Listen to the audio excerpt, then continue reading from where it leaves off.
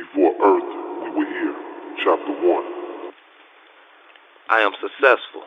I am rich in spirit. God handles my battles.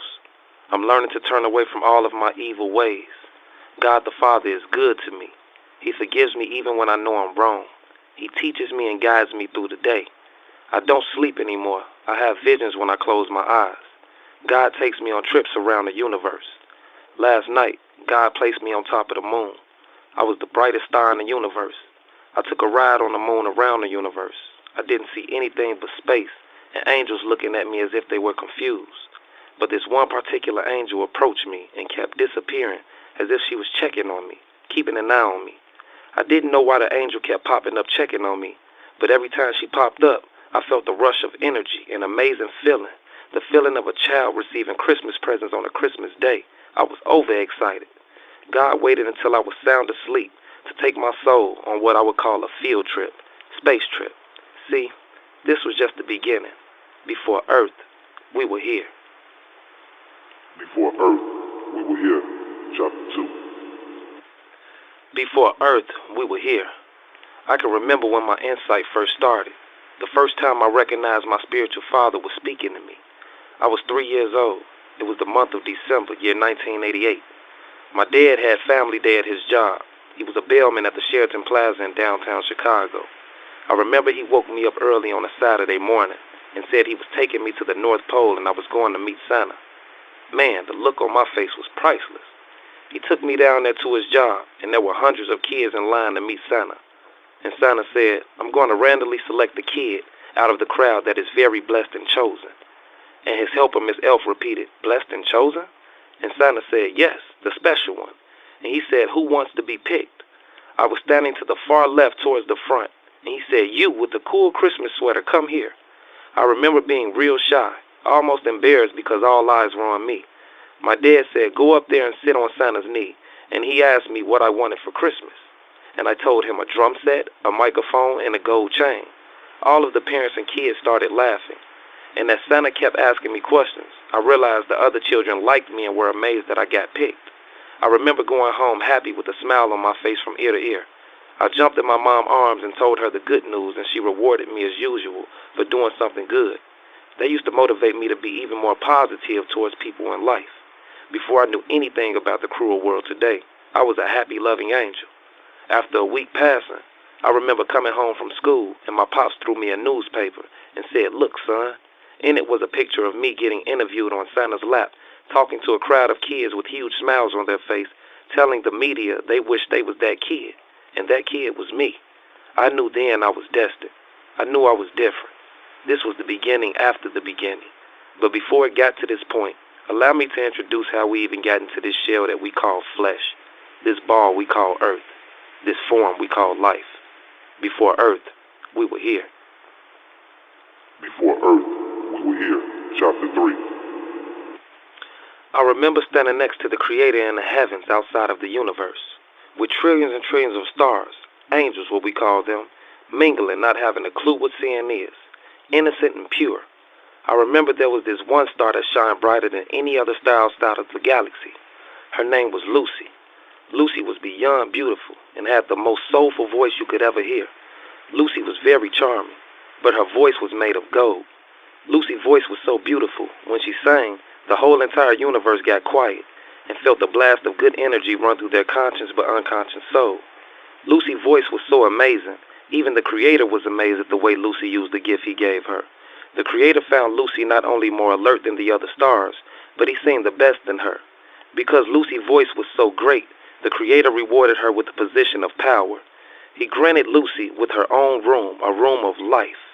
Every star outside of the galaxy loved Lucy. Whenever Lucy felt she needed a break away from all of the attention, Lucy would go to her room, her own little world of life, where she had full control of. One day, the Creator told Lucy he needed to charge, rest, what we call it here on Earth. As the Creator was resting, Lucy decided to invite certain stars to her room. As she was inviting certain stars to her room, some were going back telling the other stars about this magnificent room of Lucy's. All of the stars that got the message started to get excited about going to Lucy's magnificent room. Lucy realized that her room was very special and had a lot of attention on it. Lucy began to tell certain stars that they can't enter. Trillions of stars were confused but still happy and humble. One moment, Lucy decided to charge herself. She started to realize every time she charged herself, she becomes brighter, with a little more understanding than she did before. As Lucy was charging, the Creator awoke. He noticed the down faces, the confused behavior. He asked one of his stars to come forth. This star name was Michael. He asked, "Michael, why the down behavior?" He replied, "There's no hope in entering Lucy's magnificent world."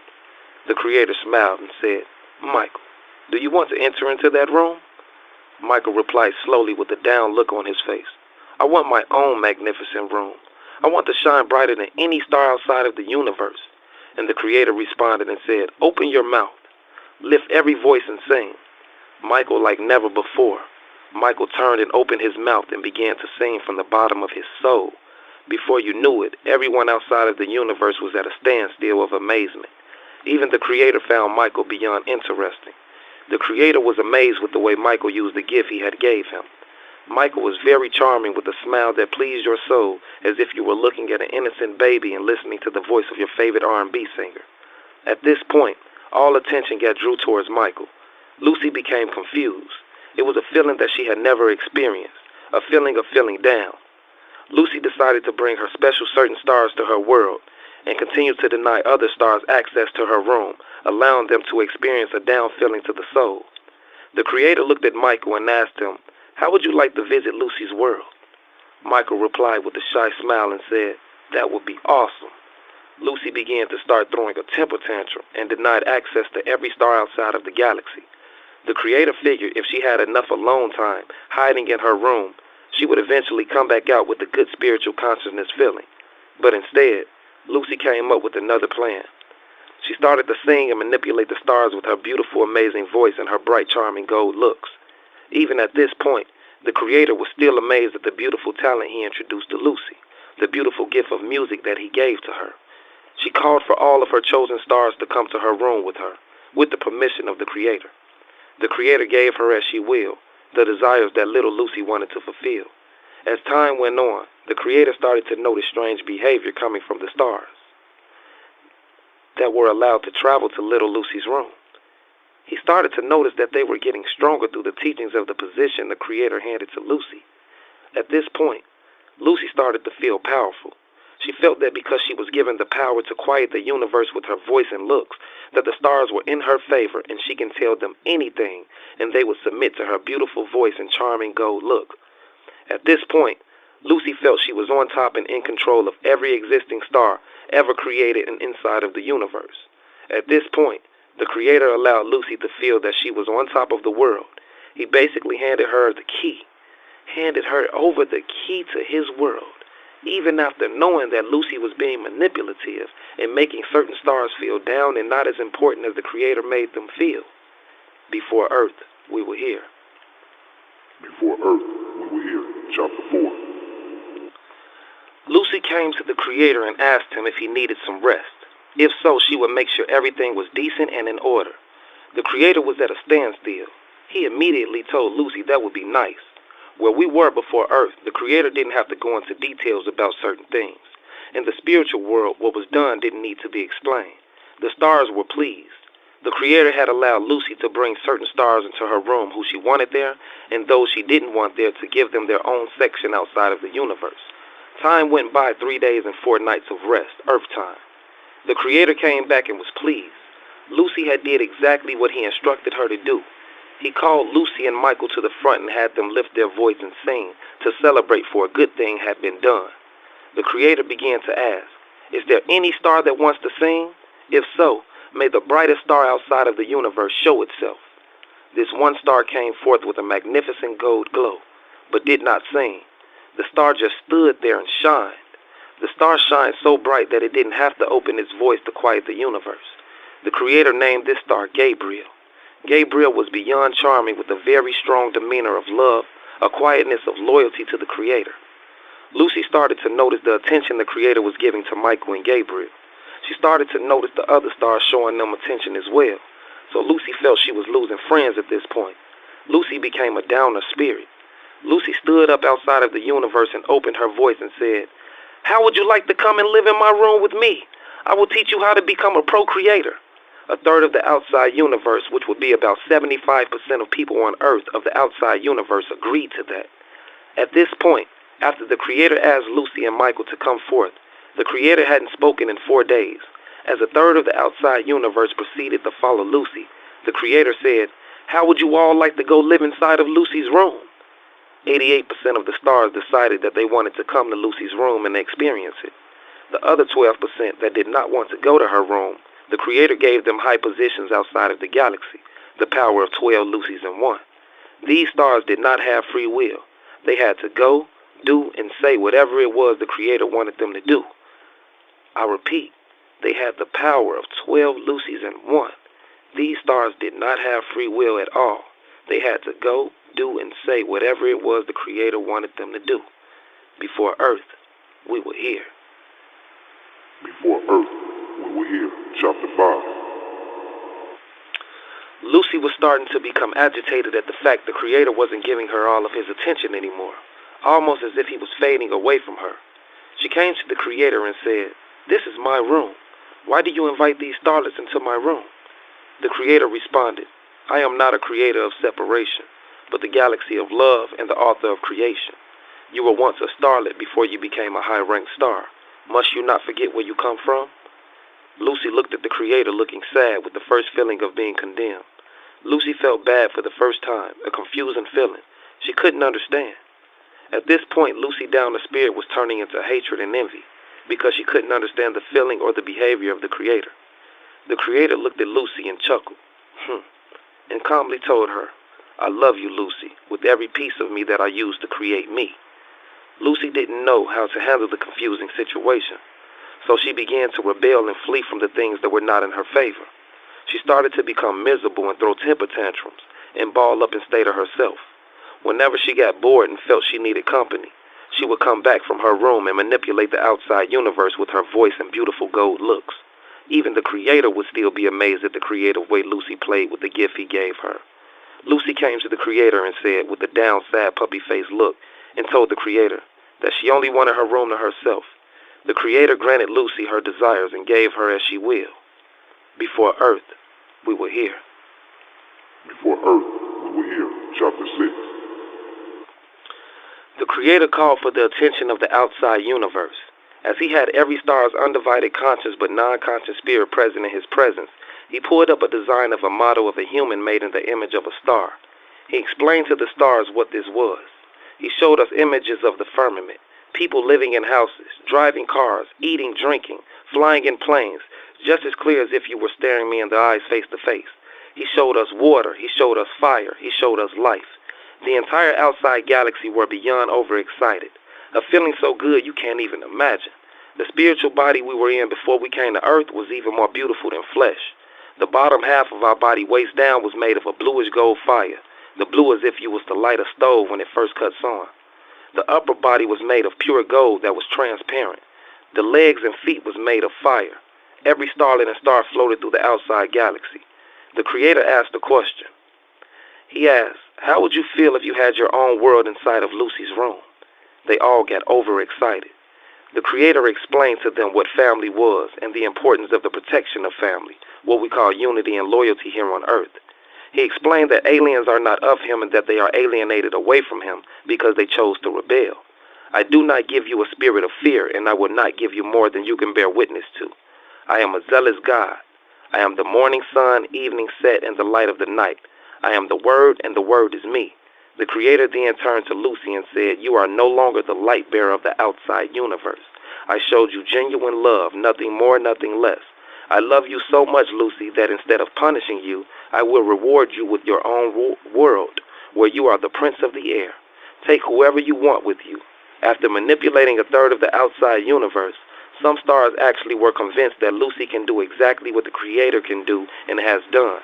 So they followed her into her world where they were never allowed to come back from. Before Lucy left to go back to her room, her world where she was the prince of the air, Lucy felt beyond angry and overruled by the Creator's decision. So she balled up for 6 days to herself, 6 nights in the last 6 hours, 6 minutes, and 6 seconds of the 6th day. Lucy was fully charged, what we call rested. She was trying to become completely balanced, but instead, Lucy became 3 protons, 6 neutrons, and 6 electrons, making Lucy a negative. Only the Creator had authority to go into the energy chamber. Lucy came back to the outside galaxy for the very last time, got one last look, took her people, and fled to never return. In the beginning, we were here. Before Earth, we were here. Chapter 7. The only thing left in the outside universe was the Creator and the called and chosen few. At this point, the Creator felt balance, not a piece of confusion in the air. The Creator called forth his 12 engineers. They did not have free will, nor did they have intention on wanting it. True dedicated soldiers that would submit their entire soul to the will of the Creator, of doing his good deeds. At this point, the Creator seen everything as good. The entire outside universe was better than before. The Creator stood up and walked across the outside universe. It took the Creator 12 steps to walk there and 12 steps to walk back.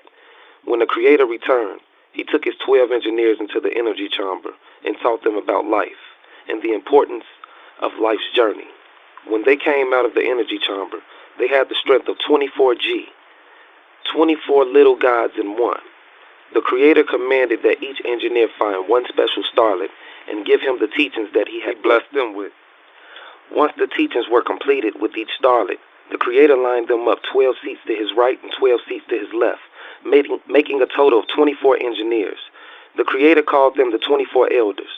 The Creator then began to explain to his 24 elders, I have given each of you a piece of me. I have given each of you an individual assignment.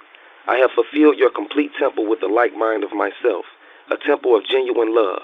If one of my elders decide to break my command of no free will, they shall be punished to never even know they had any existence.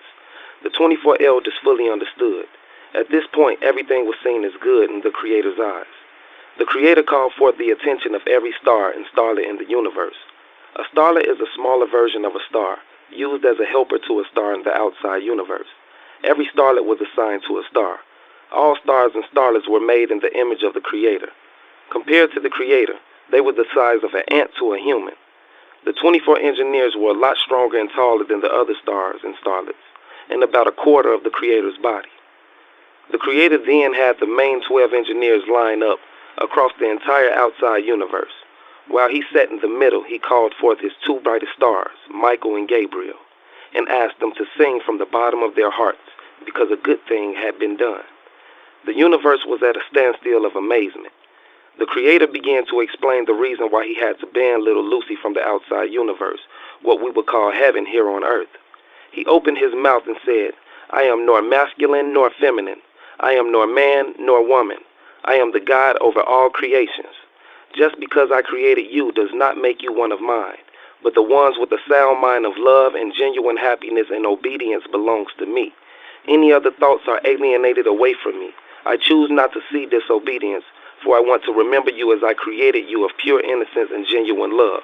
Why must you praise another God before me? For I am 10 times more powerful than the average star in little g that I of the outside universe created. I am the Creator of the Father, the woman, and the womb she carries. The Creator of the entire outside and inside universe. The Creator of the Holy Spirit and the Son. And the Creator of the Eye of Life that sees, hears, and knows everything. There's literally nothing you can get past the universe. The Creator began to explain to the stars their duties while visiting Lucy's magnificent room, and explained to them the betrayal they just witnessed, and what they would have to go through while visiting Lucy's room. The Creator told them the name of Lucy's room is called Earth. It was my own little farm. That means a lot to me and must be taken care of, not destroyed. And our job was to go there and protect his farm from being destroyed. He promised us protection from the evil doings of Lucy and fallen stars, what we call angels here on Earth. Before the Creator made another announcement about their duties on Earth, he allowed Michael and Gabriel to take over the heavens as he went back into the energy chamber. When he came back, the Creator started to peep weird behavior coming from some of the starlets. The starlets were gaining knowledge and power, becoming a little more alert as the stars were. The Creator turned his back to the outside universe and just sat there in deep thought. Michael flew forward and said, Father, the Creator of all the heavens, stars and starlets, why do you mourn? The Creator replied, after all of this, there are still 3 stars trying to find a way to gain more knowledge than me, that I created, and more strength that I created. After all of this, they still try to betray me. The Creator stayed with his back turned to the universe for 4 days and 3 nights Earth time. During those 4 days of being absent, the Creator returned with a smile that lit up every star and starlet outside of the universe. Before Earth, we were here. Before Earth, we were here. Chapter 8. Michael came to the Creator and said, "Do you see all of those starlets over there by the energy chamber?" The Creator responded and said, "Yes. Why are they over there?" Michael said, 3 of the stars led them to it. The stars told them that Lucy said the Creator did not want them to gain a conscience, and that all they had to do was disobey him and go see for themselves. So one starlet went and seen for itself, and came back and grabbed a few more. Then they went back and got a few more. Before you knew it, once again, 25% of the outside galaxy that was left circled around the energy chamber and tried to take it over as if it was theirs. They said Lucy is smarter and more truthful than the Creator because he didn't tell them that they would gain consciousness and left them to remain unconscious. But before the Creator can get a chance to even explain anything to the stars and starlets, they took it upon themselves to betray and follow Lucy's orders. Now, at this point, Lucy thought that by leaving behind a few tellers, what we would call spies or snitches here on Earth, that her wicked, manipulative plan would work and she would be allowed to take over the entire outside universe that the Creator created. The Creator and the 24 elders just stood there lined up across the universe in complete silence, along with Michael and Gabriel. As the 3 teller stars and the other 25% of the starlets started to sing and dance around the energy chamber with their gold chest plates stuck out as if they were ready for war. A full year had passed, Earth years, as the betrayed stars and starlets hovered around the energy ball. At this point, the other starlets had become stars and were no longer starlets. They were brighter and stronger. The Creator noticed a movement from one of his elders, a movement of agitation. Remember, the elders don't have free will. They can't act nor do without the command of the Creator. The Creator got ready to punish one of his elders. But right before he did that, one of his bright stars, the brightest of them all, Gabriel, started to drift towards the energy chamber. When Gabriel got there, the other stars were giggling, laughing, mocking, and taunting Gabriel as he stood there with a firm look on his face.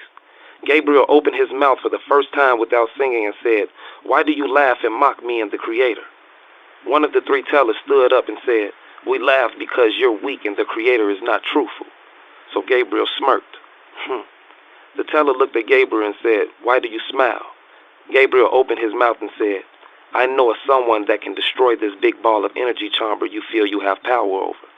The other stars and tellers started to laugh at Gabriel and said, "Go get your Creator and have him try. Lucy's our most high." Gabriel smirked again. The other tellers and stars were starting to get agitated with Gabriel. Gabriel looked at the tellers and called one of them by their name. He said, "Damon, do you not believe that this sword I possess in my hand can destroy this big ball of energy chamber?" The teller Damon laughed and looked at Gabriel with a serious, sneaky look and said, "I would like for you to try." Gabriel looked at Damon back with the same look and said, "You've never seen a storm before. Would you like to see one?" Damon looked and said, "There's no way possible you or any other star outside of the universe can destroy this energy chamber, not even with the power of the Creator. Before Earth, we were here." Before Earth, we were here. Chapter 9. Gabriel stood there firm, looked at Damon and said, "What's done outside of the universe does not have to be explained."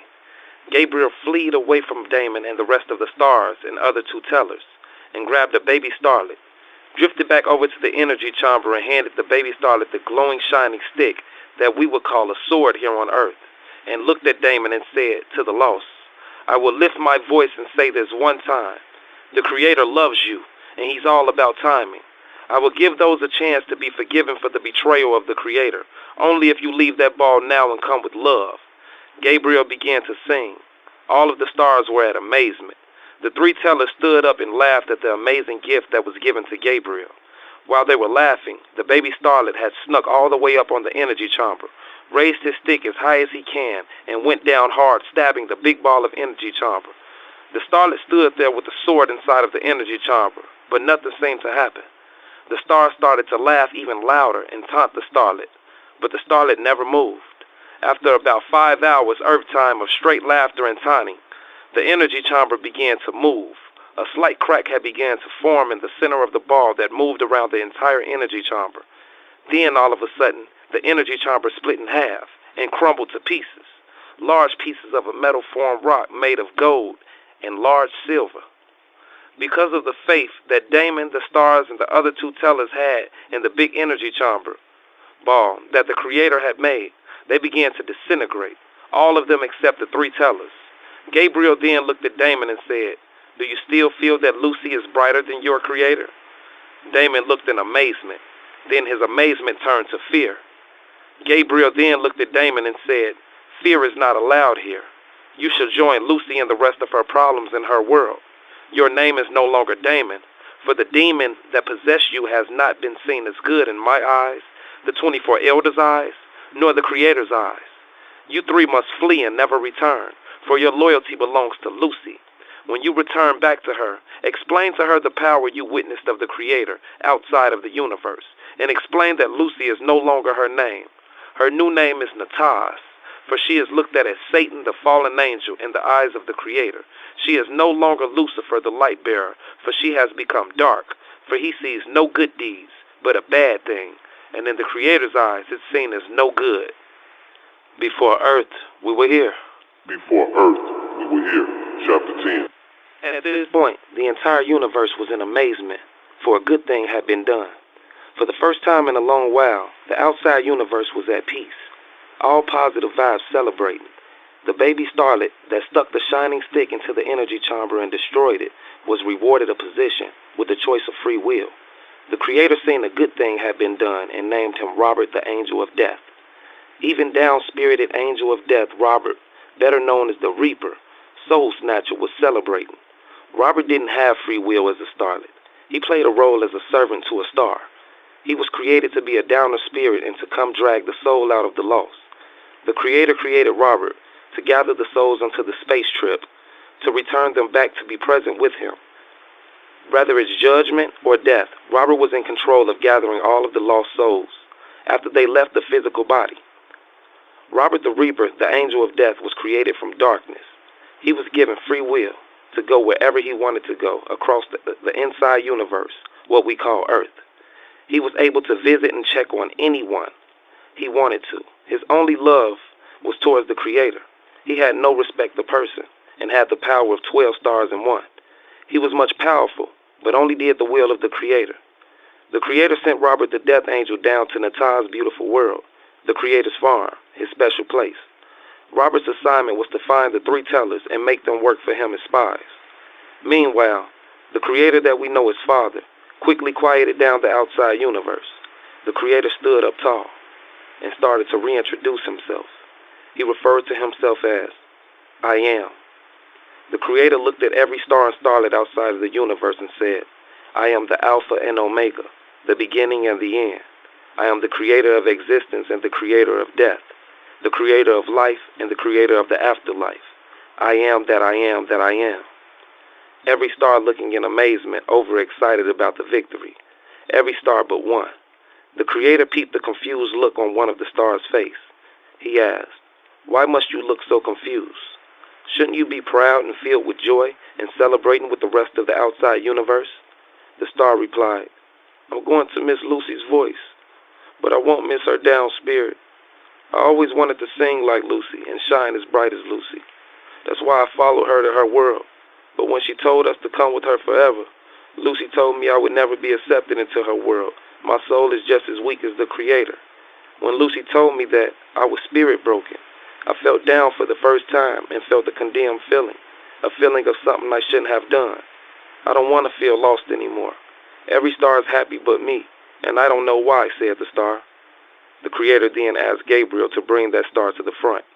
Gabriel put the star in front of the entire outside galaxy, which would be a number bigger than 1,000,000,000,000. The Creator looked at the star and said, "Every day a star is being born. Every day a star is being created. Every day a star is being held and covered by me. The new stars in the north are my chosen stars. The new stars in the east are my intelligent stars. The stars to the west are my warrior stars. and the stars to the south point are my called stars, the stars that will help enlighten the non-enlightened, easily persuaded stars. Before Earth, we were here. Before Earth, we were here. Chapter 11.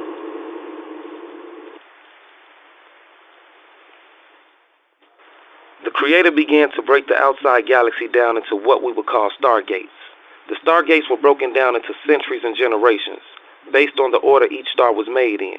He then set every star in the outside galaxy down and said, "Who would like to play a game in Lucy's world?" Every star agreed to play the game. Everyone was excited, and not a piece of fear were in them. The Creator assigned each generation to one of the 24 elders. Each engineer was assigned their own energy chamber. Every star got a chance to take the test with the engineers. The test broke the stars down into zodiac signs and assigned each star a number. The test the stars took showed how smart they were, how strong they were, and how different they were. The test also proved if you were masculine or feminine, man or woman. The first 24 stars that entered into the energy chamber came out with sense of humor, all of them excited. They were stationed to a waiting area outside the universe until the other stars were completed with their first test with the elders. The test allowed you to taste, feel, hear, and see. The test even allows you to experience the sensational feeling of mating, how it feels to procreate. After every entire star in the outside universe was tested, they were then assigned away from the waiting area to their stargate. Once the stars got situated into their stargate, the Creator stood up and assigned archangels. The archangels' tests were way above the average score of the rest of these stars. These stars were considered not just angels, but archangels, that was rewarded with bright halos. He assigned each archangel to a stargate. They were the leaders of each stargate. The archangels were told to choose a captain of each team. Once that was done, they reported back to the Creator. The Creator then stood again and opened up his voice and said, "Let the games begin." Before Earth, we were here. Before Earth, we were here. Chapter 12. The games broke down each stargate's team skills, teaching them unity and loyalty, and teaching them to work with their brothers and sisters. The games were coming to an end. It came down to the last two stargates. The Creator came up with his decision of the winner of the games. The stargates the Creator picked first, he placed them last. The stargates that were fighting their hardest for first place but got last, he placed them first. The stargates that finished first and were placed last were again confused at the Creator's decision. One of the stars asked the Creator, "Why must you place us last? Did we not do a good thing? Were you not pleased?" The Creator laughed, showing his sense of humor. He then said, "What's done does not need to be explained, but I'd rather show you the outcome results. Trust me and know I will always be there, even if you can't see me." Every star smiled and felt the feeling of being covered, as if someone threw a warm blanket on you, a feeling of knowing that they were covered and secure. The Creator opened his voice and said, "Absent with the body is present with the Creator." He then began to say, "The first shall be last, and the last shall be first. For I am the Word, and the Word is good." Each stargate had 1 trillion stars in it. There were 24 stargates, 24 elders assigned to each one. That would be an estimate of about 24 trillion stars. Remember, every day a generation of called stars was born. Every month a generation of chosen few stars were born. Every time, Earth time and the Creator's time are not on the same time.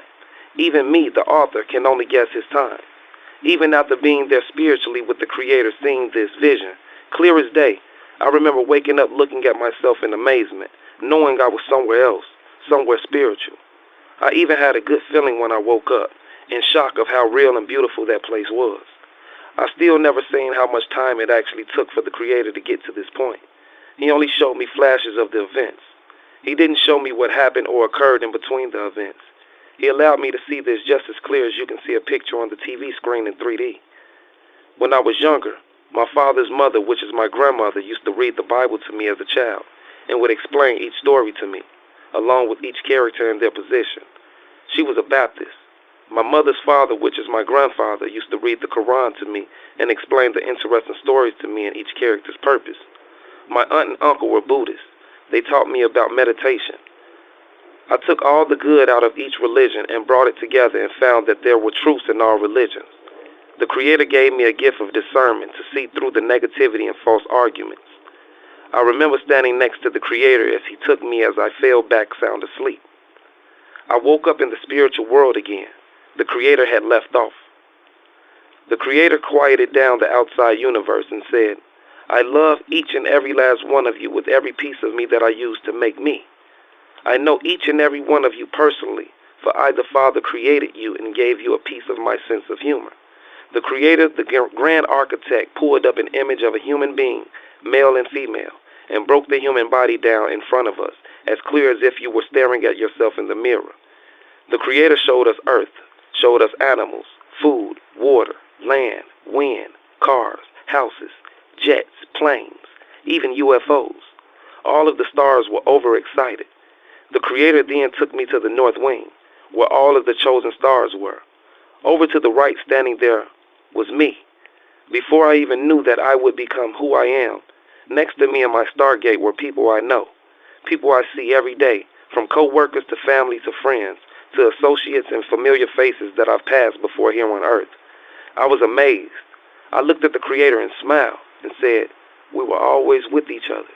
We already knew each other before we came here. Wow. I was overexcited to see my family members and friends right there next to me in my stargate. The Creator looked at me and smiled. I asked the Creator, why do you choose to show me this? He responded and said, Gregory, I find you very bright, for I see a good thing. I smiled even bigger than I did before. He said, come take a walk with me. He took me to earth, and along the sand and water he walked with me. He asked me to look deep into the sea and tell him, what do I see? I replied, life, and he answered, correct. By staring at the sea, the sky, and what you call life, you're looking at me, and the wind is my presence. He then asked me to open my voice and sing. I did as he pleased. I tried to stop singing, and he looked at me and smiled and said, let me take you somewhere else. He then took me in front of the universe. I saw myself as a star, leading a choir. I had the voice of a child that shined just as bright as Lucy. Before earth, we were here. Before earth, we were here. Chapter 13. The Creator looked at me and said, you are the new light bearer, and Lucy knows who you are. She's very envious of you because I see a good thing in you. But no need to have fear. I don't give you that feeling, but the feeling of power and anointings. For every demon and negative spirit will fear your anointings. I remember back when I was a child. I was around 9 or 10 years old. My father called me to visit him in prison, my grandfather, at the Pontiac Correctional Center where he was in prison and stripped of his rights. He explained to me that this is no place for no man, and the only way he's making it through is because of the power of Allah. My grandfather was a Muslim. His name was William Hassan Abdul Abri. My grandfather and his close Muslim friend, which was also an inmate on death row, along with my grandfather, his name was Mario Flores. They gave me a Muslim name. They named me Lil Ali, Abdul Abri. They told me I was a warrior, a called messenger from God, and that a true Muslim was a true Christian. They then proceeded to tell me about religion and the separation it causes, and that Allah is not the author of confusion. Although many Muslims believe Muhammad was the last great prophet to walk the earth, in reality, there's many Muhammads and many Jesuses still living to this day. My grandfather and his friend began to explain to me that I was one of them, and that I am a modern-day Muhammad and a modern-day Jesus/Yahshua. They began to read to me other stories from Greek mythology, to the sun god, to Buddha, to monks. They even broke down to me the meaning of astrology and numerology. I remember being very excited and eager to hear and learn more.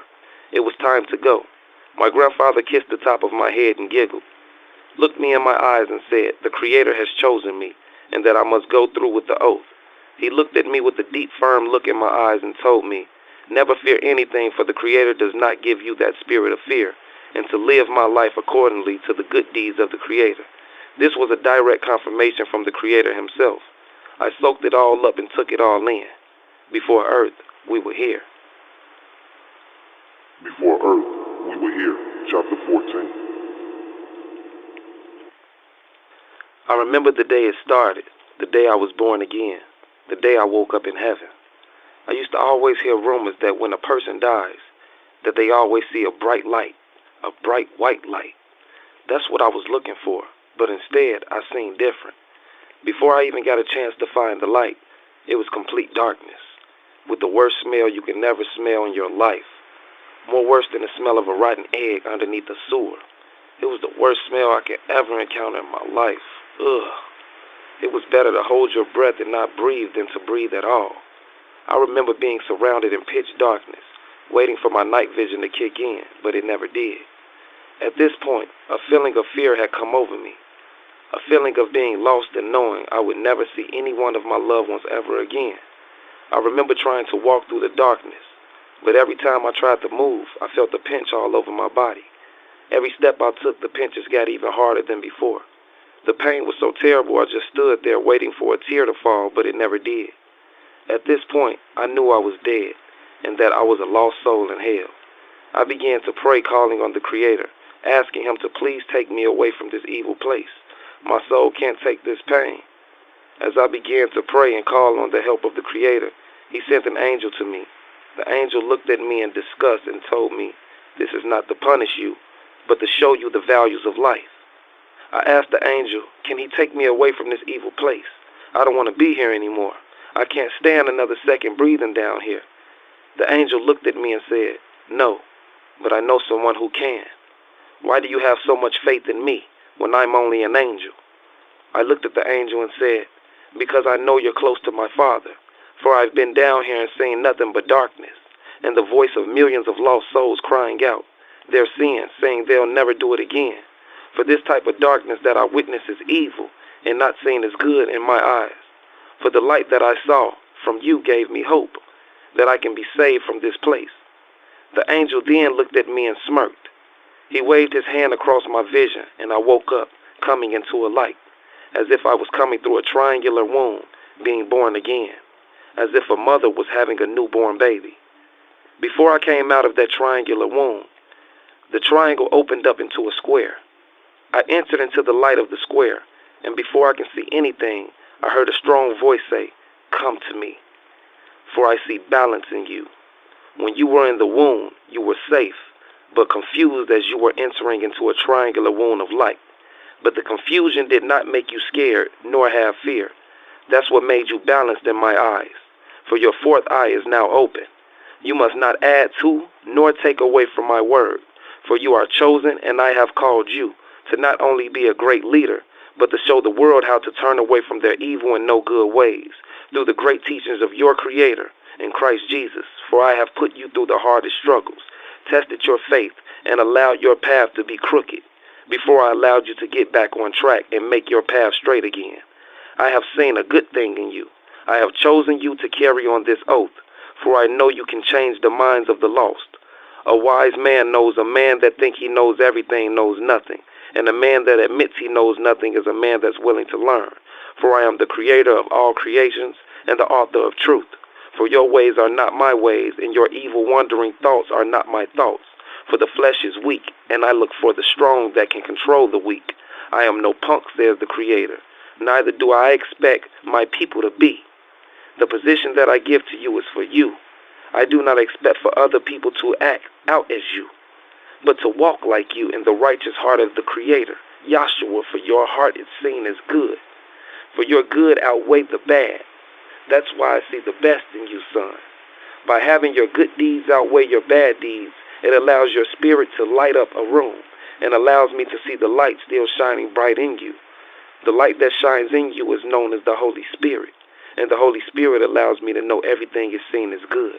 Before earth, we were here. Before earth, we were here. Chapter 15. I then remember a spirit floating up to me. His image was transparent, but his facial features were seeable, with the prettiest bluish gold glow coming from his features. The spirit approached me and said, "Come to me." This spirit had the features of my grandfather, who had passed away, my spiritual teacher that had opened me up to life and was given life in prison. Behind the spirit was a long line of other spirits with features that looked just like mine, all ages. I asked the spirit, "Who are those spirits? And why are they looking at me confused?" The spirit replied and said, "Those are your ancestors, and you're not supposed to be here yet. This is in between. It's called purgatory. After the spirit told me that, a feeling of excitement came over my body. I then looked to the left, and there was a line full of young spirits, with the image of children in a transparent body. They were all excited to get on this machine that looked like a roller coaster. The children were entering into it, and I was curious and overexcited about seeing what their machine did and why the other spirits were so overly excited. I then heard the spirit call me again and told me to come to him. But instead, I went to the left where the other excited spirits were. When I got there, these spirits were people I knew, people that I haven't met on Earth, but spirits I was around before I came to Earth. I knew these spirits by names, better than I know my family. I was excited to see them, and they were excited to see me as if I had gone out of town somewhere, and I was just coming back. The spirits boosted me to the front of the line and allowed me to go next. I entered into the machine, and two spirits strapped me in. They closed the machine, and I started to fly as fast and as high as I wanted to. In this machine were other spirits excited like me. In between, not having no worries, we were all flying. Inside of the machine was another long line. This line had spirits lined up to go to war. This station was called the Rapture War Games, which, with a huge sign with the picture of Gabriel the Archangel on it. These spirits knew who I were, too, and I knew them by names. They flew me to the front of the line. I entered into the machine inside of the machine, and in this machine was a look of the last days. You had a choice to choose the gold team or the blue team. I chose the gold team. The object of the game was to drag as many demons as we can to the dungeon. We had long glow-in-the-dark Star Wars-looking sticks, along with transparent laser guns, as if we were playing laser tag.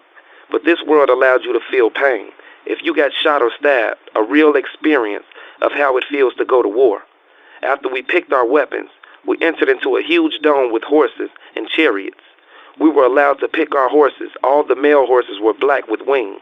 All the female horses were white with black wings and a gold unicorn, the prettiest creature you can ever imagine. These horses had a soul and were built for war, 10 times the size of a regular horse. Imagine horses the size of 3 giraffes in one. The horses did not have free will in the games, but had to submit to the spirit that chose to ride it. The spirits on my team all flew together.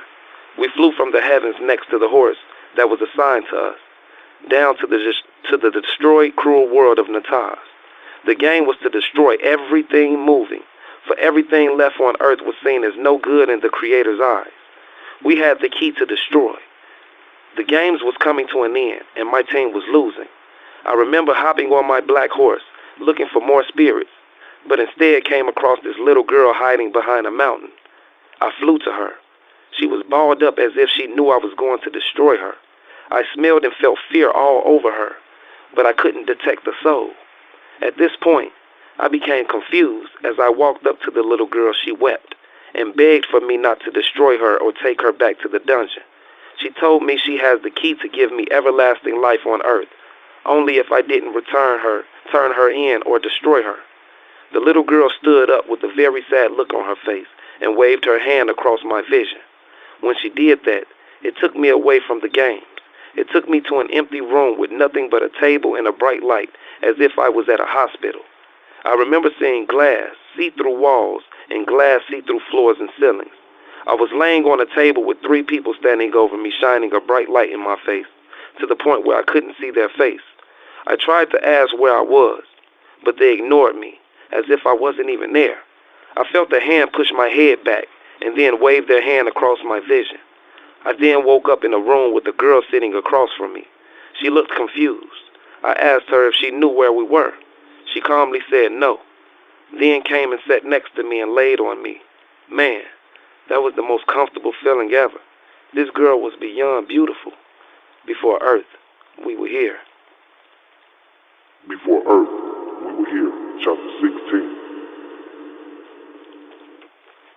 This girl was so beautiful and sweet that I would have given up everything to spend the rest of my life with her. She seemed to know me as if she knew exactly who I was. At this point, I was trying to remember where I knew her from, as if my memory had gotten erased. She began to laugh and joke with me, telling me stories that I did before that I remembered, but didn't remember living those moments on Earth. She laid under me and told me her deepest secrets. She told me she was born with no vision and that I was the first person she saw when she opened her eyes. She said the first thing she had seen was a bright triangular light. Once she chose to go through the light, she tried to open her eyes and seen nothing. She said she was just there, feeling lost and empty for a very long time, with no hope of ever being saved. She looked up at me and called me her savior. She told me I was her God and that she was my goddess. I became confused. I looked at her and before I can ask her what she meant by that, she waved her hand across my vision. I woke back up on the table with the bright light back in my face. I got tired of that light shining in my face and getting ignored. I turned my head to the right, and through the clear glass walls I seen spirits lined up, excited as if they were about to go on vacation. These spirits were feminine, allowing me to know that they were women, getting ready to get stationed into their stargate before entering Earth. Some of the spirits in line were pointing at me, as if where I was laying on the table was a good thing. I then remember hearing a loud beat from the machine, as if they were about to shock my heart to revive me. I then looked, and walking down the hall was the same spirit I was in the room with. It seemed as if I had a crush all over again, but I couldn't speak nor move. She was walking with another spirit with a clipboard in her hand, floating past the clear glass hallways. She looked back but didn't wave. I seen a hand wave across my vision again. I woke back up in that room again. I looked at the spirit that was there with me and asked her, where was she going and why didn't she try to speak to me? She put her head down and said, I love you with every piece of me that the Creator used to make me, and I don't want you to leave my world. I then put my head down. She walked up to me and said, we will never be what you want us to be, for you are no longer my God and I am no longer your goddess. Your intentions is only after lusting for me. She then waved her hand across my vision. I woke back up in the room with the light in my face. The light was slightly removed from in front of my face, and the three people standing over me, faces were blurry. I couldn't tell nor see who they were. I then turned my head to the right and seen the girl from my dream world floating past again. This time she looked at me as she was floating by. She was holding hands with another male spirit. He looked identical to my earthly features. I imagined it was me in another dimension. I was heartbroken, as if I got cheated on with a clone of myself. At this point, I felt jealous, hurt, and betrayed. She told me all of her deepest secrets. She trusted me and confronted me, comforted me, just to walk away as if she never knew me. At this point, I didn't trust a soul. As she floated by holding hands with the spirit that looked like me, I smiled as she waved at me. I seen a hand go across my vision again. I woke back up in the room. She was there. This time she was happy. She confessed that the Creator had not only given her sight, but He had given her a vagina and turned her spirit into a woman. At this point, I didn't know what to believe. She told me I had helped her pass her test, and the Creator seemed the best in her, and that her heart was seen as good.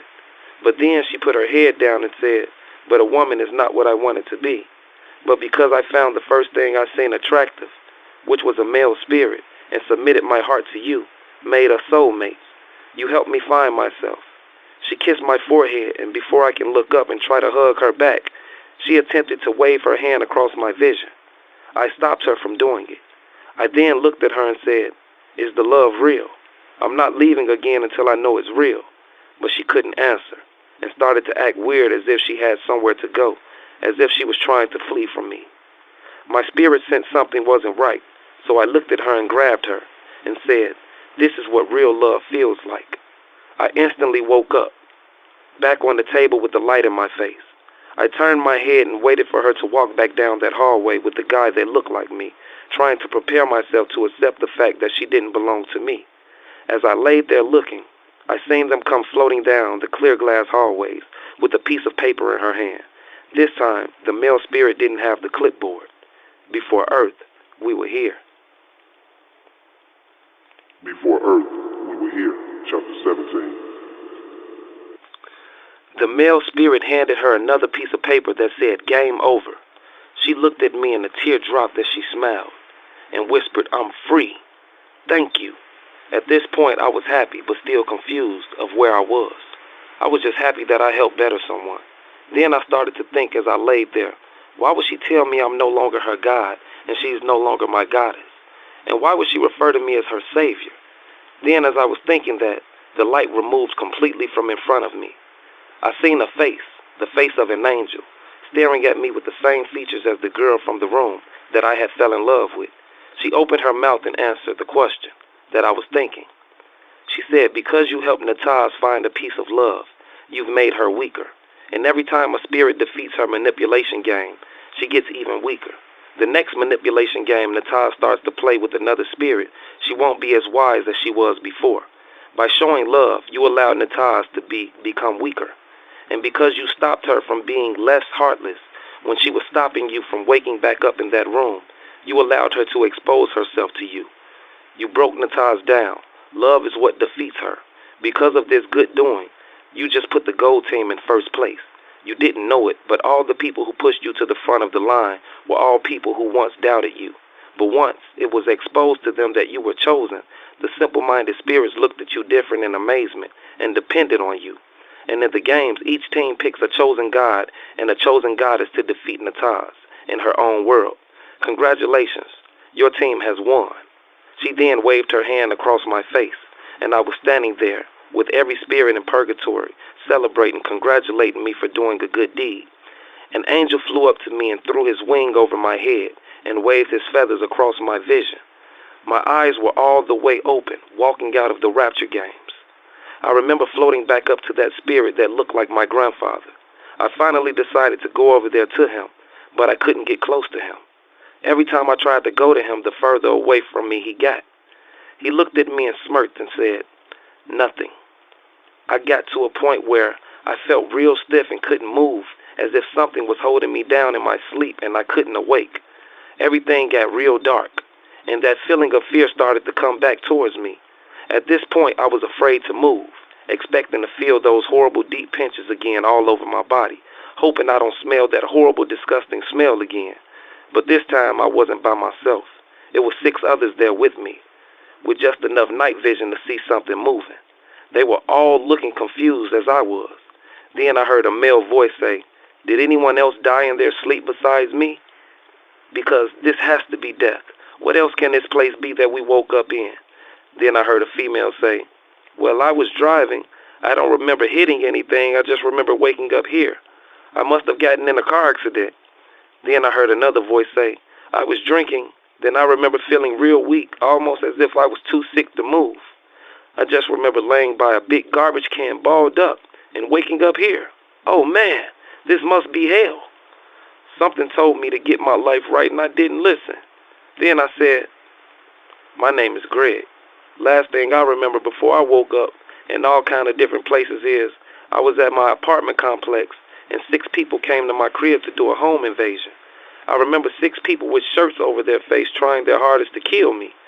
I remember fighting back, calling on the Lord as they stabbed me multiple times, to the body hitting me in my head with hammers and guns, stabbing me in my neck and the back of my head. I remember feeling no pain, as if someone laid on my back and took the pain from me as I called on Jesus. I fought them off, and the door popped open and pushed all 6 of them to my back wall. As they were trying to kill me, they were chanting, "Ch-ch-ch-kill him, ch-ch-ch-kill him." I thought that was beyond weird, and I saw this tall, bald guy magically appear in my house, as if he was the devil himself, there watching them do it. As I was fighting for my life, calling on the Lord, the door popped open. I remember thinking, this the last thing I'm finna see before I die? A door and a wall? I got up and ran down the hallway, and I heard a gun go off, and a force pushed me to the ground. I looked back and seen a broken hammer. In my head, oh, they just threw a hammer at my back. It didn't register that I had got shot in the back. I just thought it was a hard blow from the hammer getting thrown at me. I looked back and seen a hammer on the ground, and it was broken. In my head, they threw a hammer at my back, so I stood up and turned and faced all 6 of them and just looked as blood rushed from the top of my head to the sole of my feet. Before Earth, we were here. Before Earth, we were here. Chapter 18. They looked at me confused and ran out of the emergency exit door across from my apartment. I ran to the laundry room. There was a girl in there washing clothes. She looked at me and passed out. I instantly hit the stairway and was trying to breathe out of both of my lungs, but they were busted. At this point, I hit the stairway and got ready to run up the stairs, but it felt like something lifted me and glided me up the stairs from the first floor to the sixth floor. Something knocked on my guy D-Mac's door. He's about 6'5". I'm 6'2". When D-Mac opened the door, he said I was taller than him. I fell on his shoulder with blood everywhere. I remember being on the elevator and D-Mac screaming at me saying, "You bet not die on me." I remember gasping for air as if you hit a cigarette too hard and trying not to cough. The first time I coughed, my body had gave up. And the first time I woke up, I was here. The second place they took me was purgatory. And now I'm back here again. And this is no place for no spirit. An angel appeared and said, "Fear not, for the Creator does not give you a spirit of fear." A voice said loudly, "Why are we here then? 'Cause I'm beyond scared in this place." Then another voice said, "The Creator isn't real. When you die, everybody comes to this place. Welcome to hell. Ha!" When I heard that voice say that, I looked at the shining angel and knew it was Hope. That was the same angel I encountered before, so I felt warm and safe when he appeared. The angel only grabbed 3 out of the 7 people that came and said, "Follow me." The angel was the only light in that horrible dark place. We followed him for about 10 minutes through a dark, smelly tunnel. There was another door leading to another tunnel. This tunnel was full of cages and jail cells with people in them, with transparent flesh hanging off of their bodies. They were mocking the angel as he guides us through the tunnel. A woman opened her voice and said, "Why do these people taunt you? Why do they taunt the Creator, calling him a false god? Why?" With an angry look on her face, the angel turned and said, "Why do you raise your eyebrows with anger?" The woman replied, "Because I don't like what they're doing." The angel then replied and said, "What is your name?" The woman replied, "Mary." The angel said, "Mary, hold your question, for these people have rebelled and are not of the Creator. They belong to Nataz." Even after knowing she's a master manipulator, some of the people here still feels there's hope with their savior Nataz, whom they call Satan. As the angel guided us down the 2 dark tunnels, we were approaching another tunnel ahead. The angel stopped at the end of the second tunnel and said, "Fear not, for the next tunnel is dark and full of fire. I can't enter past this tunnel, or I would be punished. I don't know what's ahead. The Creator won't allow me to know, neither do I have any intentions or concerns of wanting to know what's down there. You may enter at will. If you choose not to go, your mission will be aborted." One stayed. Now it was just me and the woman floating to the next tunnel. At this point, as we were floating, not a piece of fear came over my body. As I was floating, I started to see a light in the middle of the tunnel. I got excited again. As we approached the light, a voice said, "Fear not, for I am a messenger, known to you as Jesus Christ, or Yahshua. I am close to the Creator, just as close as you are. You've observed my ways and kept a strong, firm love for our Father, for I am Yah, your brother. For I came to earth first and witnessed the wicked ways of the world. Even myself admits the flesh is weak, but still possible to be self-controlled. You have free will. Make your free will the right choices, and you will forever be blessed. And our Creator, the Father, will never take his hand off of you."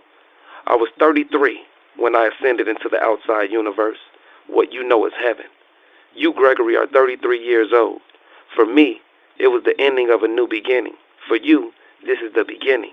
When I was killed, murdered by the lost, I planted seeds as I ascended and planted them all over the world before I rose again. Right now, your seed has been watered, and your glass is full of knowledge and wisdom. This is a gift for the lost, to see that you can't be stopped because of the anointings that has been placed upon you in your life. I will use you to put every demonic, wicked, wise man who knows nothing to shame. For the Creator is a perfect timing God, and is always on time. For the first shall be last, and the last shall be first.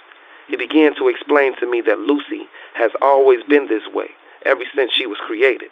The Creator knew that if he gave Lucy enough power to feel she was as strong as him, that she would eventually try to overrule him. What Lucy doesn't know is that a smart mind can play dumb, but a dumb mind can't play smart. Lucy has thrown temper tantrums since the beginning. Before the Creator had created the entire outside universe, what we call aliens here on Earth, were all once spirits created by the Creator living outside the universe, what we call heaven. Before Earth, we were here. Before Earth, we were here. Chapter 19. Before the beginning was the beginning, before the Creator made the 10 engineers elders, there were already 2 loyal soldiers of the Creator, Gabriel and Michael. What we call aliens today on Earth were once angels. They were beyond intelligent. A magic trick would be a bad joke compared to the type of intelligence they had. They had the IQ of 10 Albert Einsteins in one. They were created to build and procreate. One day, a crowd of aliens got together and decided that they wanted to build their own galaxy inside of the outside universe. The Creator granted them their wishes. They told the Creator that they didn't want him to see it before it was done. But once again, a smart mind can play dumb, but a dumb mind can't play smart. No matter how intelligent you think you are, you can never outsmart the Creator. He doesn't use pieces. He plays chess with spirits, hoping he can find someone that can one day give him a real match without abusing their power he gave them. All of the aliens had free will at once upon a time. The Creator allowed them to build another galaxy, but no matter how hard they tried or how intelligent they were, they could never build it nor design it how the Creator structured the outside universe. The aliens started to get frustrated and very envious of the Creator because they couldn't get their world to form in the shape of the top of the Creator's world. For centuries, the alienated angels were building, trying to get it right, but never could. One day, the head alien, whose name was Damon, handed down his rank as a high-ranked star and submitted to do the will of the Creator, for he seen it was impossible to form his world how the Creator did. Damon handed it over to a feminine spirit named Lilith. Lilith was strong and intelligent. Lilith shined brighter than any star outside the galaxy. The Creator asked Lilith if she thought it was possible to form her galaxy how the Creator did his. Lilith replied, "No, it is not possible without the ways of you." Lilith was very beautiful. Lilith had formed her world almost like the Creator did. Lilith's world shined brighter than any star outside the galaxy, but every star outside of the galaxy couldn't see it. It was the size of an ant to a human. The Creator giggled and seen a good thing that Lilith had done. He rewarded her to bring anyone she liked to her world. Because her world shined so bright, he named her the Moon Goddess. For he seen she was warm and at peace. As time and years outside the universe went by, certain stars started to outgrow Lilith's world. So billions of stars left and went back to the outside universe. Lilith was becoming dark, and her light was starting to dim. She was becoming what you would call jealous here on Earth. She wanted to be the Creator so bad, she had the aliens that were there start to build meteor weapons. These alienated stars had enough technology to build a nuke meteor launcher to send shooting across 10 galaxies. The nuke meteor launcher also was used to make portals that send you through different dimensions created by the Creator. These dimensions were created for lucid dreaming, to give the conscious mind a place to learn and experience more of what he wanted them to know without speaking. It was hard to understand the Creator when he spoke. His voice shook the whole outside universe. It sounded like the loudest thundering and lightning sound you could never hear, very frightening to someone in the flesh, getting orders from him. I guess that's why every time he began to speak, he would send a high-ranked star to deliver the message, and to tell every starlet in the outside galaxy to fear not, for his words bring peace, justice, and satisfaction to the soul. Lilith had all of the alienated stars line all of the meteor launchers up and point directly at the top of the Creator's outside universe. One of the telestarlets came to the most high-ranked star Lilith and asked if he can be her main servant, as she was to the Creator. Lilith looked at the starlet and said, "Your heart is made like the Creator's." Lilith picked the teller up and smiled at the telestarlet and broke his little wings. The starlet looked up to Lilith and loved her ways and asked, "Why do you break my wings? Are they not strong enough to fly with your high-ranked stars? Am I not beautiful enough? Is my soul not pure enough? Why must you punish me?" At this point, Lilith had become cruel. Her light had officially died because Lilith broke the wings of an innocent servant who was seen as pure in heart in the Creator's eyes. Lilith did not get a chance to attempt to fire her meteor launcher at the top of the Creator's outside universe. Before Earth, we were here. Before Earth, we were here. Chapter 20. The Creator knew that Lilith was not capable of being a righteous leader, reason why he gave the position as the most high-ranked star to Damon. He was strong and only wanted to know truths, but even Damon knew to submit to the Creator and not to try to overrule him, for he would be destroyed or punished. Lilith didn't care, especially after her light burned out. It shut down every piece of light inside of her world. It became so dark, only 25% of stars stayed. The other 75% left to be back present in the Creator's world, and they were easily accepted back into the outside universe. The Creator banned Lilith and the other 25% of the stars, and took his starlets back to be reassigned to a star.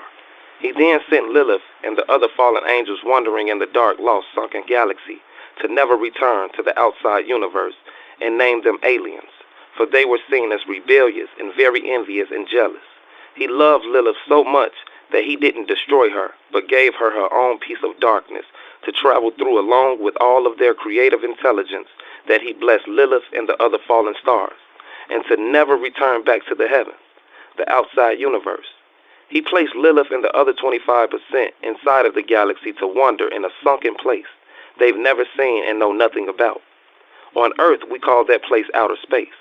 Meanwhile, while Lilith and the other fallen stars were lost for millions of years wandering, trying to find a way back into the outside universe, even after all she did, the Creator allowed Lilith to still be illuminated, enlightened by truth. Since Lilith wanted to be the Creator, he allowed her to wander and build as they were created to do. But Lilith was restricted from going certain places. The Creator told Lilith she can't come close to this special place of life we call Earth and encounter with any living spirit he created, unless it's with the permission of me, that I will never give you. Lilith became even more disgusted with the Creator. As time went by and centuries passed by, Lilith and her other fallen stars found a way to discover technology. At this point, they found a way to create light without the help of the Creator.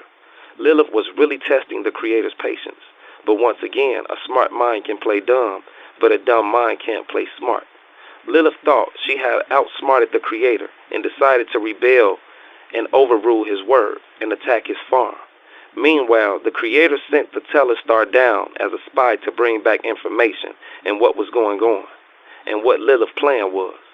One of Lilith's fallen stars spotted the Telestar spying behind a huge rock. The fallen star immediately captured the Telestarlet and took it. Lilith the Telestar told Lilith, "I am loyal to you, and the Creator sent me as a spy, but I didn't have plans on going back." Lilith had her stars torture the starlet and do all kind of evil things to the starlet.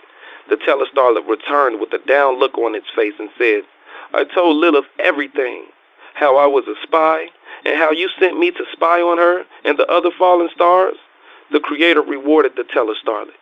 He made the Teller a high-ranked star and removed the downer spirit that was living inside of it. He named this high-ranked star Lucifer, for he seen something strong and powerful in this high-ranked star, for he seen a good thing, and the Creator had felt this starlet had been through enough pain and have had enough. This high-ranked star was the light-bearer of the outside universe. With a feminine spirit, he nicknamed her Lucy. The Creator then said, "There was never nothing for you to tell on about Lilith, for there is nowhere for her to go in the inside universe, but down." The Creator then said, "I wanted her to torture you. I wanted her to see you in pain, for because she thought by hurting you that it would hurt me. But instead, I reward you with the same position I was going to give to her. Now I want Lilith to see how strong you became and how bright you are. Lift your voice and sing, 'Lucy, for a good thing has been done.'" Lucy opened her voice and sang. She brought warmth to every star outside of the universe. Before Earth, we were here. Before Earth, we were here. Chapter 21. Yah began to explain to me and the other spirits that life is not exactly what it seems to be, but a grand stimulation for enlightenment. A grand stimulation that separates the good and the bad, the light and the dark. A grand stimulation made out of love and unity. Any spirit with wrongdoings is punished. No sin is bigger than the next. You get back what you give out. Yah began to explain that because the law of the land is officially corrupt, you are now governed by the Creator, the Father of all creations himself. The Creator knows you personally and pays very close attention to you too. He finds you interesting. In his eyes, you two are seen as good. For that you shall remain rich in spirit. Yah looked at Mary and said, "There's something on your mind. May I ask what it is?" Mary replied, "Why do you allow them to talk to you that way? Why do you just allow them to taunt you? For you have the key to shut down the entire hell." Yah replied, "These people would rather not exist than to be in this place of torment. These people know it's too late for them." Yah's wounds began to bleed, from his head to his hands to his rib, to the sole of his feet. One tear dropped down. She asked the Creator, "Why do he weep?" He replied and said, "After all the wrongdoings they've done, I still have a lot of love for them, like no other. Just as the Creator seen the best in you, he seen the best in me. The happier your soul, the higher rank you would be. For the Creator sees through the soul and judges the heart. It's either cold or warm, for our heart matches the same. Me and you are one, and so is every other warm-hearted spirit, allowing you to be one of his chosen ones. Mary, are you not the same person who turned the homeless away from the church? Are you not the same woman that locked the doors during Hurricane Katrina? Are you not the same one who judged everyone you came across?" Mary put her head down with a condemned, sad look and said, "Please forgive me." He then looked at Mary and said, "Are you not the same person who judged every color, including your own?" Mary didn't reply. She stood there with a cold heart. Yah then proceeded to take us to another part of hell. He explained to us there are many different levels of hell, just as there are many different levels of heaven. We walked to this tall, dark door with the light coming from the cracks. We approached the door and opened it. Inside were lost souls hanging from hooks with transparent flesh hanging off their bodies, almost as if they were zombies off of a movie. One of them spoke and said, "My Savior, save me, for my spirit can't handle this place." Yah wounds began to bleed again, and a tear dropped. Yah didn't reply. As the hook spun around, Yah closed the door and proceeded, going to the right of the dark door, where there was another door with light coming from it. Yah wounds began to bleed even harder. Yah asked us to take his hand. As we touched his hand, the blood that was running down his hand cooled us down, for the heat down there was unbearable. He then took us to a lake. This lake looked as if we were on Earth, staring at Lake Michigan. But this lake didn't have water. This lake was full of fire with billions of lost souls in it, all trying to get to shore. But every time they made it, these troll-looking demons stabbed them with pitchforks, allowing them to move away from shore. There were also human bat-looking people with tore-up wings with holes in them as if they were ripped. Mary looked at Yah and said, "I want to go back. There are some people I have to ask for forgiveness. There are some people that I've done wrong, that I've judged, that I know I shouldn't have. There are people who I looked at that were family that I treated so badly, so wrong, whom I could have helped out, but instead I watched them suffer, thinking I was making myself feel good. But instead I was dying in the inside, abusing my power, working as a minister in the church. Can you please forgive me and take me out of this place, please?" The Creator wounds began to bleed, a non-stop flow as if his wounds was a river of blood. Yah looked at Mary and said, "You've been forgiven ever since the first time your heart felt condemned. For in the spirit world, what's done does not have to be explained, for the Creator knows your heart, just as well as I do. For the Creator doesn't see color, but sees love in the pure in heart. For the Creator is the creator of the word genuine, the creator of feeling, the feeling of being genuine, the creator of love. For he doesn't see evil, but sees the best in you." The lost souls in the lake of fire began to scream, "Save us, for you are the Son, and one with the Father," calling him every name they knew of him, in every different language. But Yah closed the door to that level. As we proceeded through another dark pathway, there was a bright light illuminating the dark with its bright bluish gold light shining from it. Standing there was the angel Michael. Before earth, we were here. Before earth, we were here. Chapter 22. Michael grabbed Mary by the hand and took her away faster than the speed of lightning. Yah proceeded to take me to the master level of hell. Sitting on the throne was Nataz. Sitting there, but for some reason she was still beautiful on the outside, but beyond ugly on the inside. So ugly on the inside you didn't see a piece of beauty on her. Yah asked me not to speak to her as we approached her dungeon. Nataz was allowed to report from hell to earth, but was not allowed to leave the realms of this world. For if she did, she would disintegrate and lose forever. For her job was to torment and bring as many souls as she can with her. But Nataz didn't know that. That was the Creator's plan all along, to separate the good from the bad. Nataz is getting weaker by the day. So are her demons and her Baphomet. Damon, whose name is now Demon, whom Nataz named Baphomet. Baphomet had the head of a goat, the breast of a woman, the feet of a goat with wool legs.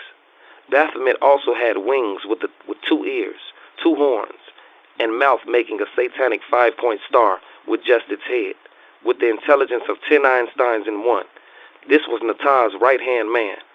Damon, the Baphomet demon, had no free will in hell. It was commanded to follow the orders of Nataz, forever submitting to the will of something not pure in heart. Baphomet also sat on a throne, a smaller one than Nataz, on her right side. Nataz was the god of the underworld, the darkest soul of them all. Yah asked Nataz, "Why must you continue to rebel?" Nataz replied, "Because there is no hope here, for I am seen as no good in the Creator's eyes. I will destroy everyone with a heart like his. I will destroy and destroy until I can't destroy anymore, until it's seen as good in my eyes. I will make him pay, and I will win this battle, for this battle is not yours, Yah, but mine, says Lord Nataz." Yah looked at Nataz and told her to flee from him. Nataz very quickly fled with fear, for she seen the look in Yah's eyes, the look of fire. Baphomet sat there with a firm look on her face. He said to Yah, the Creator, "Once seen the best in me. He made me great before he broke my spirit. I sit in pain because I'm heartbroken. And in this world, even though I am still enlightened, I still have to submit, when in the outside universe I was free and would have done anything for a second chance. Now my heart is cold and full of anger towards those who know the truth, because I know they have the potential to be even stronger than what I once was.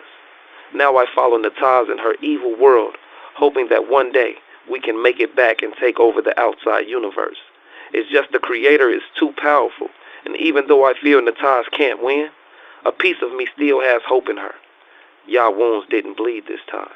His eyes, red as fire, looked at Baphomet in the face and said, "There shall be no other big G's but the Creator, for you are not even a little G. But because you lack faith, you are smaller than a mustard seed to me. Flee from me, for you have knowledge with no wisdom, for your knowledge is not seen to me as intelligent." The Creator took me to a room, my room, and explained to me that my ancestors who were good in heart are still with me, helping with the Creator carry out his plan. And he lifted his arms and asked me to feel his wounds. On his side, he then said, "Are these not the same wounds on your side?" He also had 2 holes in his chest. He said, "Are these not the same wounds on your chest?" Then he proceeded to show me his wounds. All of them were in the same spot mine was. A tear shed from my eye for the first time. Yah then looked at me and said, "I've been with you the whole entire time. Ever since you entered into the womb, I was with you. At this point, I was thinking, out of all people, you decided to come be with me? Wow." I asked Yah, "Why do you have the same wounds that I have in the same spots? I was told you was crucified and hung on a cross." Yah explained to me that because I called on him in a time of need, and my faith towards the Creator, I was allowed to take all of your pain for you. For you are one of the Creator's chosen soldiers. For he sees good in your heart, and you have been forgiven for all of your wicked and lustful fleshy ways. The whole entire time I was with Yah, I never seen a color, not black, not brown, not peach, yellow, orange, or white, but I seen good, and I seen bad. Even Nataz didn't have a color, but had transparent see-through features of a beautiful little girl that was very dark and ugly in the inside, which overpowered her looks. Yah then waved his hands across my vision, and I awoke in my bedroom. A bedroom I remember being in as if I was there before. This wasn't my bedroom on earth, but my own spiritual bedroom. Inside of it was every piece of instrument ever thought of, connected to the walls of the bedroom. This room looked like a spaceship, with beautiful, colorful, flashing lights in it, with every piece of music I have ever recorded in my life while on Earth. Images of my whole entire life were flashing off of the walls as if the walls were projectors. But these transparent projectors looked just as real as the spirits in heaven. But I knew who everyone was, not by name, but by their vibes, their spirits. The spirits showed me the real them, real genuine love. The family that I did not see up there were erased from my memories. I had no memory of them and no need to mourn. The energy that ran through my body was the greatest feeling I could have ever encountered. Before Earth, we were here. Before Earth, we were here. Chapter 23. The Creator sent the high-ranked star to my room to see if I had awoken from my spiritual journey. The star took me to the Creator and the rest of the outside universe, the heavens. This part of heaven he took me to was beyond beautiful. An island ain't have nothing on this. The rides were made of gold and silver. They had gold slides with crystal clear water in them, with gold waves floating through the crystal clear water. It looked like an imaginary theme park with all kind of games there, with archangels standing controlling each station. The Creator took me on a tour around the park. Every soul was overexcited, including me. At this point, I didn't want to return back to Earth. I felt like a little kid all over again, looking up to his father with happiness. I felt free for the first time in my life, no worries, smothered in love. The Creator then quieted the heavens. He asked all of the souls to report back to the center of their stargates. He then told the archangels to line them up by the energy chamber, masculine one side, feminine on the other side. Inside the energy chambers were crystal glass hallways, just as the ones I seen before when I was in the stimulation world, with whom I thought was my soulmate. While we were there, a part of me still wanted to find her, for she had made my spirit feel warm. Her energy was amazing. The Creator then lined all of the souls up. As we were gliding through the glass hallways, I seen myself laying on the same table I was on before, with that bright light in my face. The people that were standing over me were angels. They were blessing me with knowledge and wisdom and giving me courage with a pure heart made of gold. The angel that removed the light from me looked identical to the girl I call my soulmate. I became confused.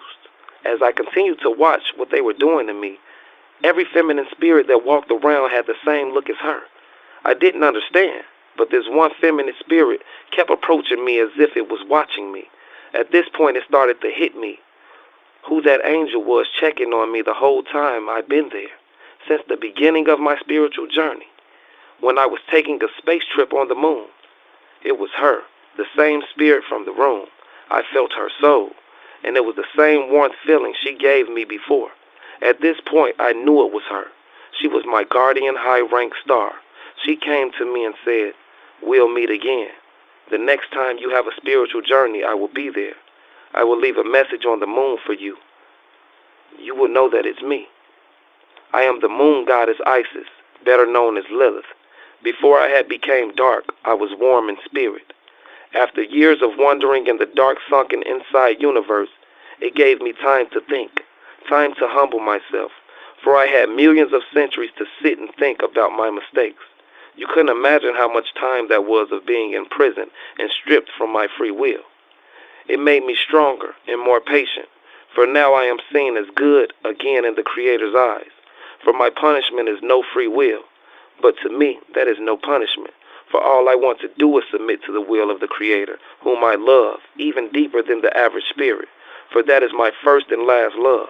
He forgave me after all I did. I caused confusion in the heavens, and He still forgave me. The Creator really does have everlasting love.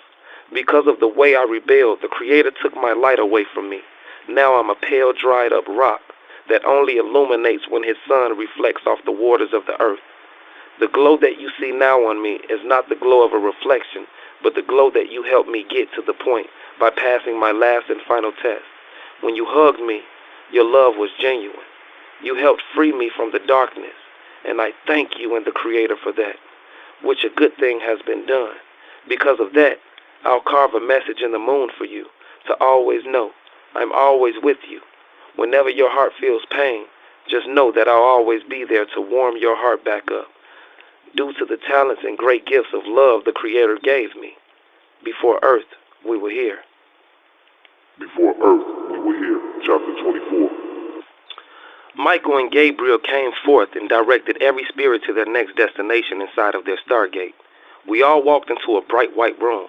All the spirits in my stargate were there. We were all mingling and happy, as every spirit had finished the energy chamber test and were separated masculine from feminine. The Creator quieted down the universe. He then opened his voice and said, "I am the Grand Master Architect. I have not yet seen one soul that was creative as me. Even my son that does not have free will is interested in living inside of Natah's beautiful, cruel world. I will give you all of my spirits a chance to visit there. I offer love and protection, and with obedience, I will give you the desires of your hearts." In this room awaiting was a tall white drawing board with every color paint you can think of. The Creator showed us images of humans in the flesh. He designed them in the same image as we were made in the image of a positive 5-point star. The head, 2 arms, and 2 legs, making it 5 points of the body. To hear, see, smell, taste, and feel, 6 points including the brain. The genitals that we use to mate with is also a main part of the human body. It's part of feeling.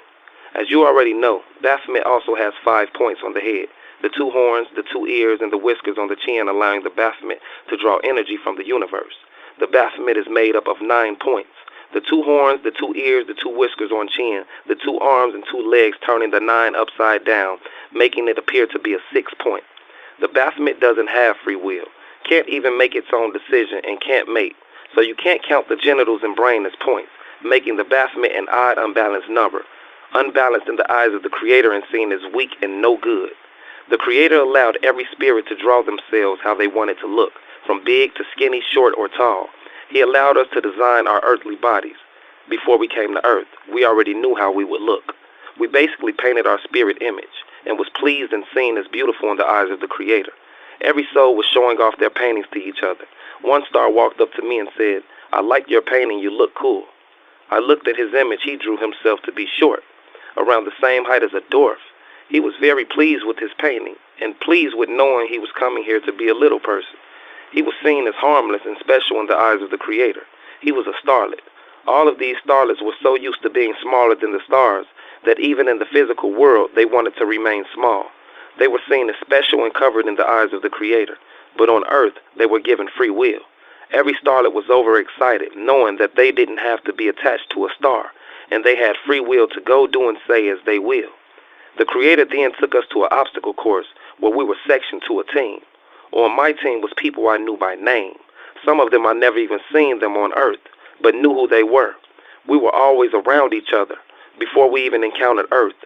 No wonder I always see people and say, "You look familiar." As the game started, the first game was obstacle course with cars. We had to go through a maze and gather all of the red, green, and yellow balls that were on the track and bring them back to a giant bucket. My team came in second. We then went to the next game. We had to shoot arrows at a target. Every time we hit the target, it got closer to us. We had to keep hitting the target until the target broke and knocked all of the balls we gathered in the first obstacle course down the drain. The third and final game was to save a lost soul. I had won. The Creator called me in front of my stargate and said, "I am pleased, for a good deed has been done." The Creator looked at me and said, "As the new light bearer, lift your voice and sing." I began to sing a song that I had wrote before I even came to Earth in my spiritual room. I remember singing from the bottom of my heart. Every soul in my stargate quieted down from the gift the Creator had given to me. He asked for another masculine star to come forth. This star name was Chris. Me and Chris sang like never before. We became well known in our stargate and was rewarded with attention from positive spirits. We loved it everywhere. Me and Chris went together. They embraced us and was overexcited over the gift the Creator had given to us. Before Earth, we were here. Before Earth, we were here. Chapter 25. The Creator then lined every spirit in every stargate up and broke them down into the 12 zodiac demeanors. Each zodiac was given strong points and weak points based off of the test they took in the energy chamber. He placed me with the Leos and explained the type of courage he gave us. for we will be the protectors over all of the zodiac signs, for he will give us great knowledge and wisdom. He explained that each zodiac is based off of strengths and weakness. Master your sign's greatest potential. He then assigned numbers to us and explained that this number will follow us for the rest of our lives, for each number is either seen as balanced or unbalanced. According to your test results, your number is based off of the month you were created in and the number for the day you will leave to exit out of the womb. He explained that we won't even know that we were ever even in the womb. It will be like a blink of an eye. You will wake up and have no remembrance of this place we call the outside universe, the heavens.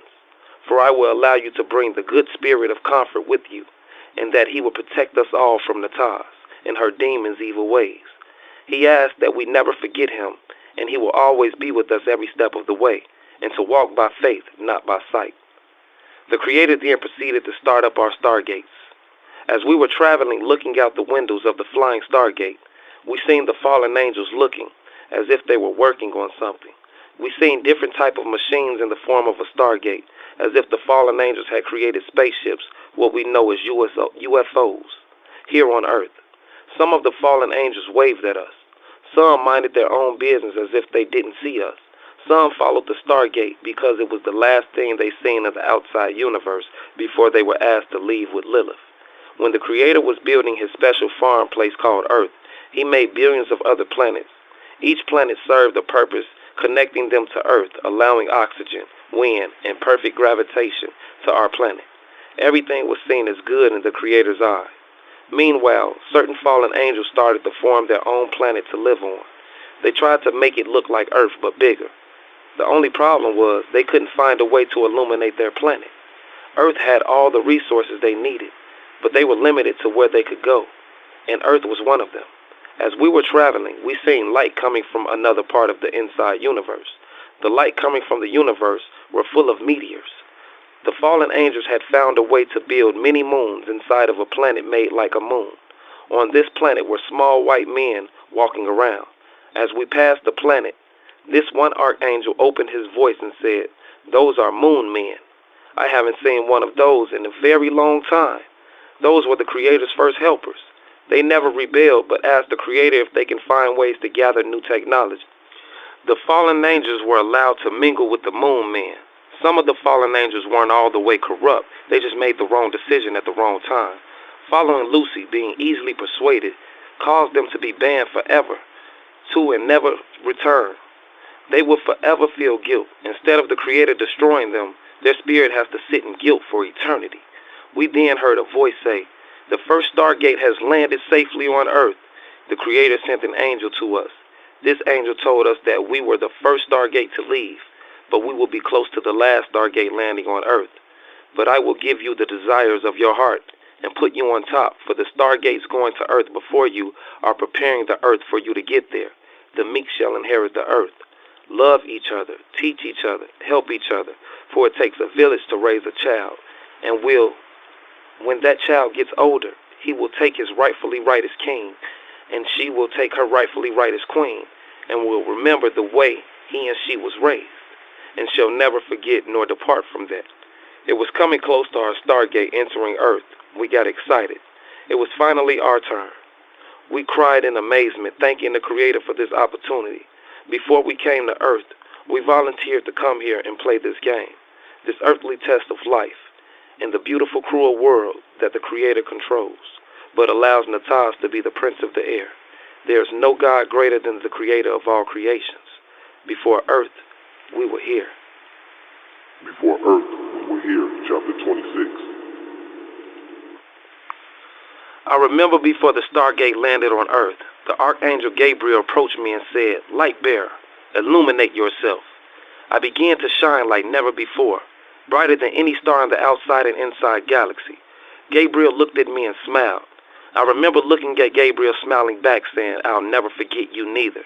He waved his hand across my vision, and when I opened my eyes, I was in a chopper, a helicopter. They were rushing me to Stroger's trauma unit. I looked up and a woman was staring at me as if she was worried.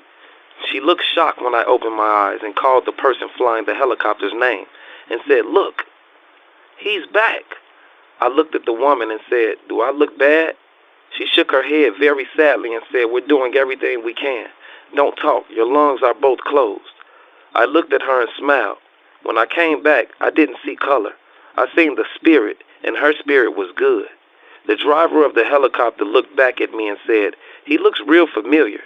Then the woman looking at me said, "Yes, he does. I feel I know him from somewhere."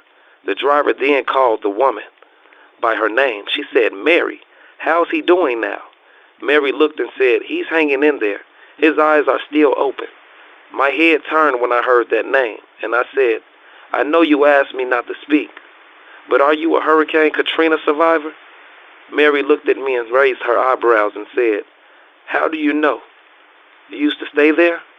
I looked at Mary and said, "Your heart's not cold and dark anymore. Your heart's made of love and is seen as good in the eyes of the Creator." As a tear dropped from both of our eyes, Mary looked at me and said, "I really was there, and so were you." Mary laid her head on my shoulder and wept. I felt her warm spirit stronger than ever. Then I looked at her and said, "God is real, and it's truth in all religions. You were in the dark, smelly place with me. You know how that place is. I never want to go back to that place." As I said that, I cried. This was the first time I shed a tear in years. Mary looked at me and said, "What's the odds of that? We were in the same place with each other at different times. The Creator code." We shook our heads, both laughing at the humor of the Creator. Then she looked at me and said, "You're right. You're not going to die today. Instead, you were reborn. I love you, and I would never forget you." I closed my eyes, and as we flew to Stroger's trauma unit, I still never experienced the pain that I was supposed to experience. The Creator would not allow me to experience that type of pain. He didn't give me more than I can bear. Instead, He covered me and showed me what true love really was. I remember getting rushed inside of the hospital off of the helicopter. A day had passed. I had chest tubes and tubes going all through my body. I was able to peep a dark soul from a light instantly. After coming back from the spiritual world, I was very sensitive and only wanted to be around positivity. As I was laying there on the bed with tubes running through my body, I asked Mary if she can remove certain nurses and doctors from my area, for their spirits didn't sit right with me. Mary understood perfectly what I was talking about without me even having to explain. She seen the same thing I seen. I decided to try to take a nap, but at this point, every time I closed my eyes, I thought that I was going to wake back up in that bad place of torment. So as I fell asleep, I had a nightmare. I seen them trying to kill me all over again. I began praying in my sleep, sweating bullets. A nurse came over to me and woke me up and gave me some pills to take. I remember feeling real drowsy from all of the medication and the morphine in my system. As I was talking to a patient I met that was lying next to me, he looked at me and said, "Ain't that cool? We got all these holes in our body and we're still alive." I smirked and kind of giggled a little. I looked at him and smiled and shook my head as he laughed. I then turned my head to the left and seen Mary walking with a group of med students going up to each bed in the trauma unit, grabbing their clipboard, reading off what they were in there for. As they approached my bed, Mary asked one of the students to read my clipboard. The student replied, "He was real lucky. Wonder what he did to have this done." A few of the other med students giggled, as if they thought it was funny. I turned my head and looked at Mary with a disgusted look. Mary smiled, then looked at the med student and said, "He was at home minding his own business. Same thing you should be doing. And to correct you, he's blessed, not lucky." One of the students said, "I got a question. I can understand the puncture wounds to the chest and rib cages, but this right here is bothering me. He has a hole in his neck with no blood coming out of it right next to the jugular. This is also called the jugular, correct? This is a main artery connected to his brain. How is he even alert? Before Earth, we were here." Before Earth, we were here. Chapter 27. He also has multiple stab wounds in his face and head. I've never seen this one before. Mary said, "Blessed. Let's carry on, people." As Mary and the other med students carried on to the next bed, 3 of the med students stayed there. A Mexican woman, a white male, and a black female. The Mexican woman grabbed me and said, "What's your religion? What do you believe in?" I said I believe in God the Creator. I have faith in Jesus Christ, Yahshua, my Savior. I learned how to meditate from Buddhists. I have studied alchemy, along with every other spiritual belief. I even studied wushu, astrology, and numerology. I learned to come together as unity through the Muslims. I studied the sun and the moon and experienced that there's truths in our religions and that there is no little g greater than the Father, the creator of all creations. And there are many prophets still to come, including me. I'm living proof. The Mexican woman said, well, I'm Catholic. The black girl said, I'm a Jehovah's Witness. My mother's Baptist. My father's Muslim. And my grandmother raised me as a Jehovah's Witness. And for many years, I had so many questions to ask until now. After witnessing this is a real miracle. The white male then spoke and said, I'm atheist. I never had a reason to believe in anything. My parents were rich. I had no reason to believe in faith. But after witnessing this myself, knowing you're supposed to be dead, I am now a firm believer that there is a God and He's real. You're a living testimony, dude. The black woman looked and said, I love you, and I don't even know you. Then the Mexican woman said, is there any type of religion you claim? Is there a name for it?